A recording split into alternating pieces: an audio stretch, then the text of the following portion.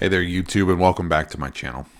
I had a request on Instagram by a fellow circuit camera photographer, Eufus. Eufus asked whether or not it was possible for me to make a video on how I scan my circuit negatives and or other panoramic photos. So I was going to show a couple of techniques on how I scan some of my 5x12s or some of my 10-inch wide negatives, and how I crop them and then stitch them together in software like Lightroom. So let's get right into it. First thing I want to bring up here is this is not the definitive method for digital reproduction. This is just so you can get your images out on the internet, put it on Instagram, put it on Flickr, Reddit, whatever. Starting off, you'll need some archival tape, a light table of some sort, or a sketch pad like this, a sketch light, pre-made masks, either ones you 3D print or cut yourself. This one's for a 6x18. Of course, you could use something like black construction paper, a ruler, and a straight edge. You'll need a tripod or something stable so you can get a vertical shot above it. And of course, you'll need a camera. I'm using a DSLR. You can use a mirrorless, your phone, anything that you can put above it. You'll need a piece of glass or a print frame like this, or something like this. This is so you can tape your negative down flat onto the glass. And the software I'm going to be using today is Lightroom with the plugin Negative Lab Pro. This is some 6x24 color reversals I took. Something like this, you'd use some black construction paper or make your own sort of mask to be able to block out the excess light from the trace table.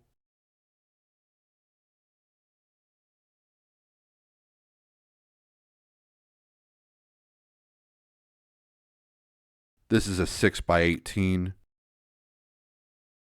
and my 3D printed mask fits directly over it perfectly, so I'm able to photograph it from above. Something like this, once you take the picture, you can then crop it in Lightroom so you can get rid of all the excess. Yeah, you are losing resolution, but again, this is just so you can share it on sites like Instagram. We're not looking for high-end digital reproductions here. This is something a little bigger. This was from my All Vista 3B. It's a 3.5 by 9-inch negative, pretty close to a 4x10. With this, I would typically mount it inside my 11x14 frame. Make sure it's free of debris, and then we'll tape the negative directly onto the glass. Same as the 6x18 or the 6x24. You would take a single shot, crop it in Lightroom, and then you'd be able to post it. These are my 5x12s. These clearly are too big, and this is something you would have to take multiple shots and then stitch them together in Lightroom. So this barely fits inside of this holder, as you can see. I'd have to move the light source and the camera and take at least 2 shots, if not 3. You want to be able to overlap your photos whenever you take these.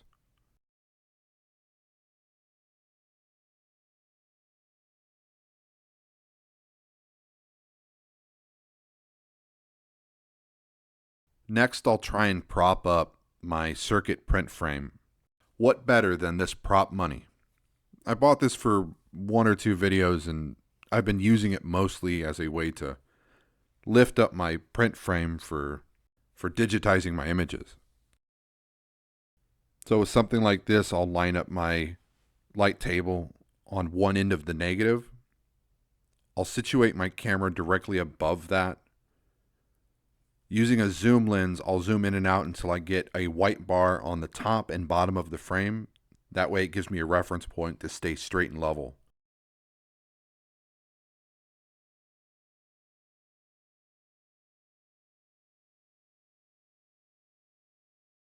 Then I'll zoom in, make sure that I'm at the best possible focus I can get. Once that's set, I'll make sure that the self timer is set up. And you can see the image is pretty bright. We need to adjust the image down. About one stop over, so I'll bring it directly to center. We don't change this once we set it on our first image. If you change it, then it might look as a different color whenever we go and import it into Lightroom. We take our first frame. After this, you'll just want to move the light source and the camera 1/3 of the frame over and take your next shot. You'll continue to do this all the way down your negative until you have enough images to cover the entire thing. After that, we import into Lightroom. I'm going to assume you already know what Negative Lab Pro is and you already have it installed. If you need any help with Negative Lab Pro, go to their website, click on Guide, and the top section shows how to install and update for Mac and Windows. There's also a number of other guides on this site that are very useful when using Negative Lab Pro, and something you should probably familiarize yourself with. Once we're inside of Lightroom, select all of your images underneath the Development tab. Right-click and go to Photo Merge, Panorama, or Control-M. I usually keep most of the settings off except for auto crop because I don't need those white bars above and below it. After that, just hit apply and wait for it to merge.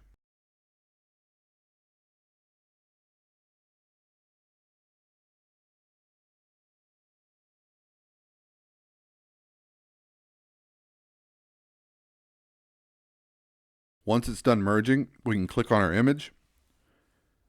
Now, from the perspective that I was at, I have the image reverse. So we go up to Photo, and we go down to Flip Horizontally. Now it's the correct orientation. In order to bring up Negative Lab Pro, you need to push Control-Alt+N, all at the same time. Make sure your source is digital camera, black and white, and neutral or default 3. Click Convert 1 Negative.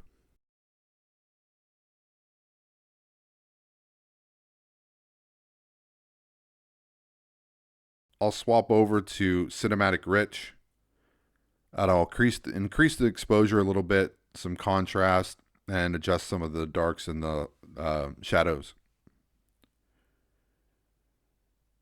Some of the darks and some of the blacks. Make sure that I get some good contrast out of something like this, especially with infrared. I really want that sky to pop.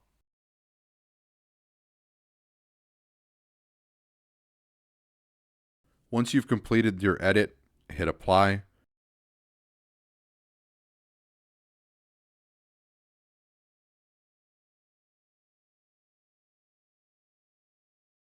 If you have any issues with dust or anything you want to take and mask off, you can always do that now before we go on to the next step.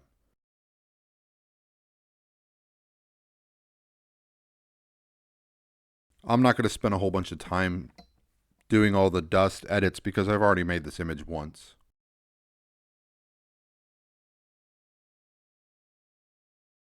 Next, we need to prep for crop.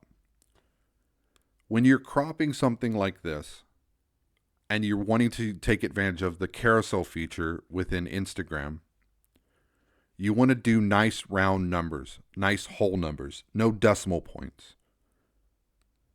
I know from experience with this, it's going to be a 5:1 ratio. I'm going to lose a little on the top and the bottom, but that's fine. You'll need to select custom for your own. Where aspect ratio comes up, just change the first number to 5 if you're similar to mine. If not, use your own discretion for your negative. This looks good. You can hit the same icon you used to go into crop mode.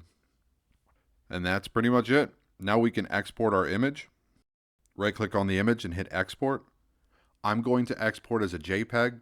I know from experience that this is already going to be anywhere between 50 and 90 megapixels worth of data. I don't need to make it that big. We're not printing it. We're only putting it on the gram. So JPEG's just fine for this.